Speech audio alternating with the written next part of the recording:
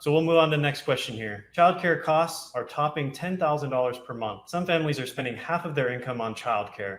The last of the pandemic emergency funding is about to end and thousands of daycares might close. How would you address childcare costs for families? Yeah, look, if you actually add up, and I did this at some point, if you add up the actual costs of taking care of kids, many people that I know very closely, right? Single mothers, right? They have to drop their kid off at childcare so they can go and get, let's say, a degree so they can work, right? The issue here, Chris, is if people are doing legitimate activities to do that, we should have a system which supports that. And if you actually add up the dollars, it's very minuscule. And one of the best ways to make up that money, if you go back and just look at the fundamentals of this, is to make sure we pull the plug on a lot of these billions and billions of dollars we fund into these terrorist organizations like the United Nations, right? Like the World Health Organization, like NATO. If you just pull the plug on NATO, you solve many problems. So we just need to move money from this bucket over to this bucket. But working families, working people who are trying to advance themselves and who cannot afford childcare, we should support them as long as there should be some criteria, right? They're not going and selling drugs, or they're not going and being prostitutes or something like that. They're actually doing some work to advance their skills, and either single people or hardworking people do that. We should fully support this and just move money around. We don't need to print money. We just need to decapitate money in certain areas and move it to other areas. Defunding foreign militaries that invade other countries and take that money and put it back into our communities. I think there's a lot of people in America that can resonate with getting out of NATO and other conflicts in the Middle East and Africa and all over. Yep. So I like it. Yeah, and so I'll mention real quick, Vivek on stage just said everyone on stage around him is good people and Republicans need to come together as a party. Do you have a comment on that? Of course he's going to say that, because they are already coming together. He's just basically saying we're one big family, so I'll have a big fuck fest and fuck everyone else over. That's what that really means, right? And whenever these guys talk about unity, you should remember, when they talk about unity, they're saying this because our movement, our campaign is exposing that